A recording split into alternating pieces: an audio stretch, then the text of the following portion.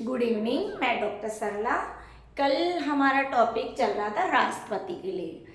तो राष्ट्रपति बहुत महत्वपूर्ण है, टॉपिक है, क्योंकि आप कोई से भी कंपटीशन देंगे तो यहाँ से क्वेश्चन आते हैं। कल हमने आर्टिकल पढ़े थे राष्ट्रपति का जो उल्लेख है वो अनुच्छेद 52 से लेकर हम 62 तक 62 तक राष्ट्रपति का उल्लेख किया गया है।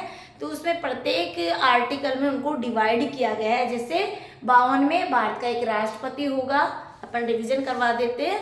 53 में कार्यपालिका शक्ति राष्ट्रपति पे नहीं होगी, और 54 में 54 में राष्ट्रपति का निर्वाचन, और 55 में राष्ट्रपति की निर्वाचन की रीति है। 56 में राष्ट्रपति की पदावधि यानी कार्यकाल 5 वर्ष का होता है। 57 में मतलब जैसे ही वो पदावधि होती है तो वह पुनः ये ऐसा नहीं कि एक बार ही राष्ट्रपति है, वह पुनः भी पात्रता रखता है। तो ये 57 आर्टिकल में उल्लेख किया गया है। और 58 में जिस तरह से हमें डिग्री चाहिए किसी भी कंपटीशन को फायदा, ठीक उसी प्रकार हमारे राष्ट्रपति के लिए, हमारे प्रेसिडेंट ऑफ इंडिया के लिए भी क्वालिफिकेशन निर्धारित की गई है कि वह भारत का नागरिक हो, उसकी आयु 35 वर्ष से हो, वो लोकसभा सदस्य निर्वाचित रखने की योग्यता रखता हो, वो किसी लाभकारी पद पर ना हो। ये तो 58 में उनके लिए क्या लिखा गया है, क्वालिफिकेशन का उल्लेख किया गया है। क्वालिफिकेशन डिसाइड की गई है, अहर्ता है। और ये ध्यान रखें जो 59 में है राष्ट्रपति पद बनने के लिए शर्तें, और 59 के बाद में 60 में राष्ट्रपति पद के लिए शपथ और प्रतिज्ञा, ये 60 में, और 61 में आप राष्ट्रपति पर महाभियोग की प्रक्रिया है, और 62 में राष्ट्रपति पद के रिक्ति को के भीतर उसको फिक्स होता है कि 6 महीने के भीतर उसका निर्वाचित जो सीट रिक्त हुई है उसके लिए फिक्स कब चुनाव करें, टाइम डिसाइड कितने समय में उसका निर्वाचन करना होता है। ये 62 में उल्लेख किया गया। तो ये हमने कल टॉपिक पढ़ लिया था। और क्या क्या रोल रहता है कि राष्ट्रपति का, तो ठीक ऐसे ही क्वेश्चन हमने आपको लिए हैं कंपटीशन में। तो हमारा पहला क्वेश्चन है कि राष्ट्रपति के द्वारा क्षमादान, ठीक है, तो ये भी हमने पढ़ा था 72 में कि राष्ट्रपति को फुल पावर है कि वो या तो दंड भी दे सकता है, क्षमा भी कर सकता है, माफ को, और कम भी कर सकता है। तो राष्ट्रपति के द्वारा क्षमादान की स्थितियों से संबंधित सही तथ्य बताइए कि राष्ट्रपति को कौन कौन सी है, वो कौन कौन से आस्पेक्ट है जिसके तहत वो क्षमादान कर सकता है। तो ये अगर क्षमा के लिए आ जाए, क्षमादान के लिए, तो आप 72 करेंगे, यानी आर्टिकल 72 में इसका उल्लेख किया गया है। तो फर्स्ट है ऑप्शन, जब दंड सेना न्यायालय के द्वारा दिया गया हो तो राष्ट्रपति उसको क्षमा कर सकता है। जब दंड सेना न्यायालय के द्वारा दिया गया हो तो राष्ट्रपति उसको क्षमा कर सकता है, ये शर्त भी सही है। सेकंड शर्त यह है कि जब दंड संघीय विषय से संबंधित विधि के विरुद्ध अपराध के लिए दिया गया हो। जब दंड संघीय विषय से संबंधित यानी सेंट्रल विषय से, केंद्रीय विषय से संबंधित विधि मीन्स कानून के विरुद्ध अपराध के लिए दिया गया, कानून के विरुद्ध अपराध के लिए दिया गया है, तो भी राष्ट्रपति क्षमा कर सकता है। जब दंडादेश मृत्युदंड हो, और जब दंडादेश मृत्युदंड हो तो मृत्युदंड को भी वो इंक्वायरी करके क्षमा कर सकता है, ये भी फैक्ट है। तो हमारा आंसर क्या होगा, all is truth, all is truth, यानी सभी ये जो उपरोक्त तथ्य दिए गए हैं वो सत्य है। क्लियर? क्योंकि स्टैंडर्ड आप जैसे मान लीजिए असिस्टेंट प्रोफेसर का पेपर देंगे या फिर यूपीएससी या पीएससी का पेपर देंगे, उस लेवल के क्वेश्चन पूछे जाते हैं। बाकी है ना छोटे कंपटीशन में तो आप डायरेक्ट भी डेटा लर्न करके डायरेक्ट आंसर फेंकेंगे। नेक्स्ट हमारा क्वेश्चन है राष्ट्रपति के प्रसाद पर्यंतक, वेरी वेरी मुश्किल, राष्ट्रपति के प्रसाद पर्यंतक पद धारण करने वाले पदाधिकारी से संबंधित सही तथ्य है। अब जैसे राष्ट्रपति के प्रसाद पर्यंतर कौन कौन से व्यक्ति हैं जो बने रहते हैं, संघ के मंत्री, बिल्कुल सही है, राज्यों के राज्यपाल, ये भी फैक्ट है, कि राष्ट्रपति के प्रसाद पर्यंत वो पद धारण करते हैं। और भारत के महान न्यायवादी, ये भी बिल्कुल थे सही कि वो राष्ट्रपति के प्रसाद पर्यंत, अटॉर्नी जनरल ऑफ इंडिया, ये भी प्रसाद पर्यंत बना रहते हैं। तो हमारा आंसर किस पे जाएगा? All is a truth. तो इस तरह से आपके कॉन्सेप्ट से क्वेश्चन पूछे जाते हैं। अब देखिए सीधा सीधा छोटे कंपटीशन में क्या पूछते हैं कि भारत के राष्ट्रपति का वेतन कितना है? तो 5 लाख है, और 5 लाख के साथ रहने, निवास, सब कुछ फैसिलिटी फ्री है। तो राष्ट्रपति का वेतन कितना है? 5 लाख रुपए। क्लियर। दूसरा क्वेश्चन ऐसे भी बन सकता है कि एक विधेयक है जो संसद में, मान लीजिए संसद में पास हो गया, ठीक है, संसद में प्रस्तुत किया गया, और वह किस प्रक्रिया के बाद वह अधिनियम के, कि मान लीजिए संसद में वो विधेयक प्रस्तुत किया जाता है, लेकिन जब तक वो अधिनियम नहीं बनता है, जब तक अपने राष्ट्रपति के हस्ताक्षर नहीं हो। इसलिए राष्ट्रपति के हस्ताक्षर के बाद ही। तो क्वेश्चन ऐसे आप स्क्रीनशॉट ले सकते हैं इसका चाहें तो। बहुत ही अच्छी क्वेश्चन है, और राष्ट्रपति यहाँ से जाएंगे नहीं, छूटेगा नहीं एक भी क्वेश्चन। डेटाज ऐसे लिए हैं क्वेश्चन जो आपके कंपटीशन में आ चुके हैं, और संभावना है, पॉसिबिलिटीज है कि ये क्वेश्चन इस तरह से बनकर आ सकते हैं। आर्टिकल तो आपको पढ़ने ही पढ़ने। आजकल क्या ट्रेडिकल है कि क्वेश्चन इस तरह से पूछे जाते हैं। तो एक क्वेश्चन है वो इस तरह से पूछ सकता है, एक विधेयक, ठीक है, और एक विधेयक संसद में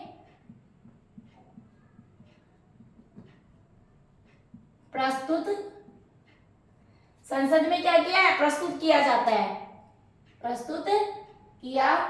जाता है। अब वो विधेयक तभी विधेयक अधिनियम बनेगा जब राष्ट्रपति के हस्ताक्षर किसके होने चाहिए? राष्ट्रपति के। तो जब एक विधेयक जो संसद में प्रस्तुत किया जाता है, वह कब अधिनियम बनेगा? किस कंडीशन? जब अधिनियम तब अधिनियम बनेगा जब राष्ट्रपति के हस्ताक्षर हो।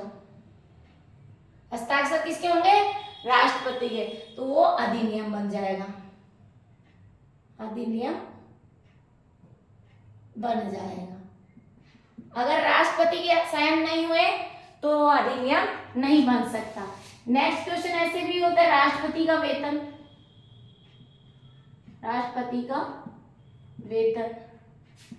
5 लाख। क्वेश्चन इस तरह से पूछा जा सकता है, देखिए वेरी मोस्ट है, आर्टिकल 143 का मतलब जानते हो कि भारतीय संविधान के अनुच्छेद 143, भारतीय संविधान के अनुच्छेद 143 में। अब देखिए 143 क्या कहता है? वेरी वेरी मोस्ट क्वेश्चन, क्योंकि थोड़ा आपको ये ध्यान रखना है कि राष्ट्रपति है, अनुच्छेद 143 राष्ट्रपति को उच्चतम न्यायालय से परामर्श करने की शक्ति प्रदान है। तो अनुच्छेद 143 क्या है कि राष्ट्रपति को उच्चतम न्यायालय, सर्वोच्च न्यायालय कह दो चाहे उच्चतम न्यायालय, सुप्रीम कोर्ट, सर्वोच्च न्यायालय कह सकते हो या उच्चतम न्यायालय भी कह सकते हैं, सुप्रीम कोर्ट कह सकते हैं, या हिंदी में उच्चतम न्यायालय कुछ भी कह सकते हैं, से परामर्श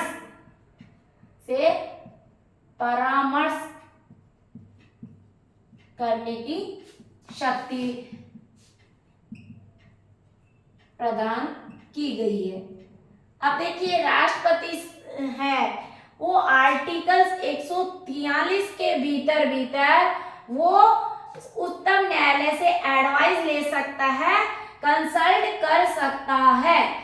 भारतीय संविधान के कौन से अनुच्छेद में राष्ट्रपति सर्वोच्च न्यायालय से कंसल्ट कर सकता है, एडवाइस सकता है? तो 143। ये आर्टिकल वेरी इंपॉर्टेंट है, जो IAS RS मेंस दे रहे हैं, तो ये फैक्ट आप लर्न कर ले। एक आर्टिकल ये भी इंपॉर्टेंट है कि आर्टिकल 111 ये क्या कहता है कि भारतीय संविधान, वेरी इंपॉर्टेंट, अनुच्छेद 111 में संसद के दोनों सदनों के द्वारा जो विधेयक पारित माना जाएगा। ऐसा नहीं कि आपने किसी भी, ये चीज बहुत इम्पैक्ट करती है कि भारतीय संविधान के अनुच्छेद 111 में राष्ट्रपति संसद के दोनों सदनों, राष्ट्रपति संसद के दोनों सदनों, अनुच्छेद 111 क्या कहता है कि राष्ट्रपति संसद के दोनों सदनों द्वारा पारित किसी विधेयक पर अपनी स्वीकृति रोक सकता है। अनुच्छेद 111 क्या कहता है कि राष्ट्रपति संसद के दोनों सदनों द्वारा पारित विधेयक, राष्ट्रपति क्या कर सकता है कि जो कोई अमेंडमेंट पास कर दिया है संसद के दोनों सदनों के द्वारा, तो उस विधेयक को रोक सकता है, रोकने का भी पावर है। ये कौन से आर्टिकल में बात कही गई है? 111 में। अब देखिए, मैंने बताया था कि राष्ट्रपति, आपको ये ध्यान रखना है कि राष्ट्रपति 52 से लेकर 62 तक, फिर 72 और 73, 70 कार्यपालिका शक्ति का विस्तार, 72 क्षमादान का विकार, और 143 में सुप्रीम कोर्ट से एडवाइजर कर सकता है, और 111 में यदि कोई बिल संसद के दोनों सदनों में पारित भी कर दिया है तो उस विधेयक को, पारित विधेयक को भी राष्ट्रपति रोक सकता है। ये पावर उसके पास है। संसद के दोनों सदनों द्वारा पारित, संसद के दोनों सदनों द्वारा पारित विधेयक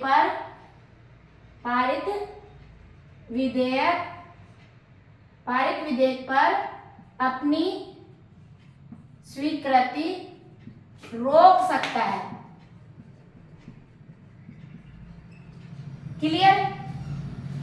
नेक्स्ट क्वेश्चन इस तरह से भी आ सकता है, मैंने कल भी फैक्ट ही डाले थे। अब देखिए, भारत राष्ट्र, एक जेबी वीटो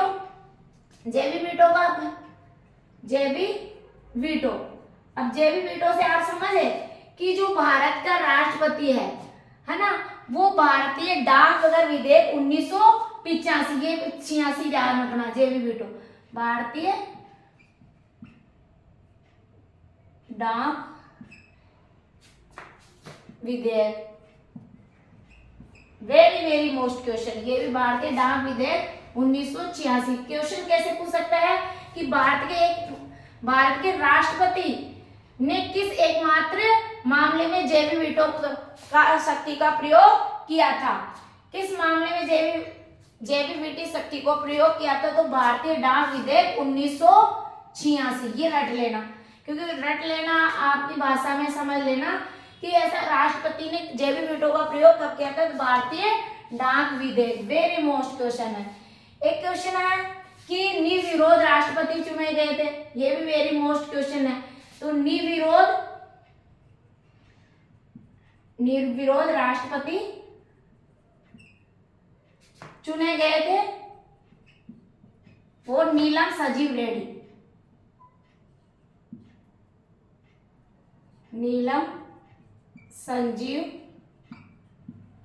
रेड्डी। वर्तमान में राष्ट्रपति कौन है? 15वें नंबर की है राष्ट्रपति द्रौपदी मुर्मू। कौन सा स्थान है? 15वां स्थान है। क्वेश्चन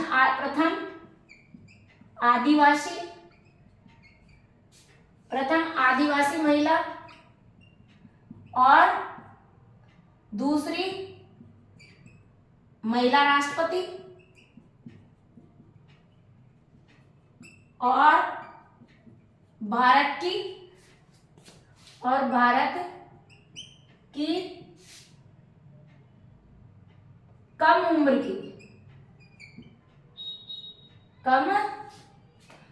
की होने, भारत की कम उम्र की होने का या कम उम्र की बनने वाली पहली महिला राष्ट्रपति, कम उम्र में बनने वाली पहली महिला राष्ट्रपति। क्वेश्चन पूछ ली जाए सबसे बड़ा लंबा कार्यकाल किसका था, तो डॉक्टर राजेंद्र प्रसाद जो भारत के प्रथम राष्ट्रपति थे।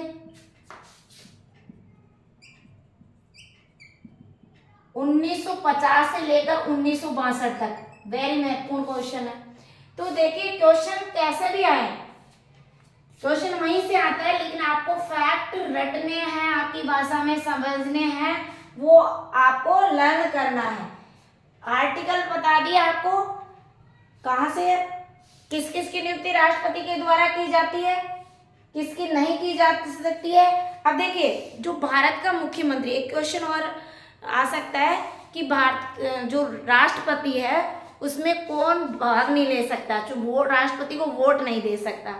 तो जो मुख्यमंत्री है, और वो मुख्यमंत्री किसी भी राज्य का मुख्यमंत्री है, लेकिन वो उच्च सदन का सदस्य है। उच्च सदन का सदस्य मतलब उच्च सदन से वो मुख्यमंत्री बना है, तो वो राष्ट्रपति को वोट नहीं दे सकता। ये भी बेसिक चीजें ध्यान रखने वाली है। अब देखिए मैं आपको लगे कि भाई राष्ट्रपति तो प्रथम से लेके वर्तमान में हमने एक ट्रिक्स बना रखी है राष्ट्रपति के, जो पूर्व वीडियो में आप पूरे राष्ट्रपति के शॉर्ट में ट्रिक्स है वो आप पिछला वीडियो में देख सकते हैं। तो हमारा जब राष्ट्रपति से रिलेटेड कोई भी क्वेश्चन आएगा तो इससे बाहर नहीं आएगा, आप ध्यान रखें। और क्वेश्चन आपके दिमाग में कई स्टूडेंट भी राष्ट्रपति पर महाभियोग कैसे लगाया जाता है, भाई संविधान का अतिक्रमण करने की कंडीशन में, संविधान का उल्लंघन कर रहा है तो राष्ट्रपति पर महाभियोग लगाया जा सकता है। तो ये आप इस तरह से मान लीजिए राष्ट्रपति के निर्वाचन को लेकर कोई विवाद खड़ा हुआ है तो वो उसका निपटारा कौन करता है, तो सर्वोच्च न्यायालय उसका निपटारा करता है। और एक कल भी डिस्कस किया था मैंने कि राष्ट्रपति है, मान लीजिए राष्ट्रपति के उम्मीदवार के लिए आप खड़े हैं तो उनको निर्वाचित ही, जो निर्वाचित है वो ही वोट देंगे, प्लस में वोट तो देंगे, लेकिन उसके अपोजिट मान लीजिए उस व्यक्ति के उम्मीदवार में सहमत नहीं है, असहमति जता रहे, तो ऐसी कंडीशन में 50 जो निर्वाचित है कैंडिडेट वो प्रस्ताव ला सकता है कि वो उन 50 व्यक्ति निर्वाचित वो असहमति देंगे, तभी वो राष्ट्रपति पद के लिए नहीं चुनाव लड़ सकता। अब देखिए अब आपको मैं बता रही हूँ कि कॉन्सेप्ट क्लियर होना चाहिए। संसद 3 व्यक्तियों से मिलकर बनती होती है, राज्यसभा, लोकसभा और राष्ट्रपति। मैंने आपको बताया था संसद का उल्लेख किसमें उल्लेख किया, ट्रिक्स भी बताई थी, ट्रिक्स थी अपने नाम पे ही किया है मैंने, से मैंने कोऑर्डिनेट किया है संसद का। इसका उल्लेख कौन से आर्टिकल में किया है, इसका आप शॉर्ट स्क्रीन ले लें, ओके 79 में। फिर वैसे हमने राज्यसभा को कोऑर्डिनेट किया है ये 80 में, और ले से मैंने लोकसभा को कोऑर्डिनेट अपने नाम से ही ट्रिक्स बनाई, लोकसभा का 81 में। तो ये तीनों व्यक्तियों से मिलकर हमारी संसद का निर्माण होता है। जो संसद के मेंबर्स होंगे, ओके, चाहे वो राज्यसभा से हो चाहे लोकसभा, उनको एमपी बोलते हैं, मेंबर ऑफ पार्लियामेंट, क्लियर। और हिंदी में बोलेंगे सांसद, क्लियर। लोकसभा और राज्यसभा के जो भी मेंबर होंगे उनको शॉर्ट में बोलते हैं MP, MP member of parliament, Hindi में सांसद। और जो विधानसभा और विधान परिषद के जो मेंबर होंगे उनको हम कहेंगे MLA, मेंबर लेजिस्लेटिव असेंबली, यानी उनको विधायक के नाम से जाना जाएगा।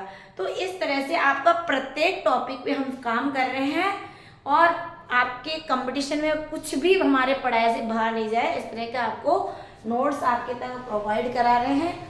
फिर भी आपको कोई भी समस्या है तो प्लीज़ 9828861404 मेरे नंबर हैं, आप कमेंट्स कर सकते हैं, आप रविवार की कार्यशाला अटेंड कर सकते हैं, उसका कोई चार्ज नहीं है, और आप नोट ले जाके घर पे भी स्टडी कर सकते हैं। इसलिए आप खुद भी जुड़िए और औरन को भी जोड़िए, क्योंकि ये डॉक्टर भीमराव अंबेडकर को समर्पित मिशन है, इसलिए इसमें कोई चार्ज नहीं है। हमारी पूरी टीम दिल से काम कर रही है। Thank you so much. जय भीम।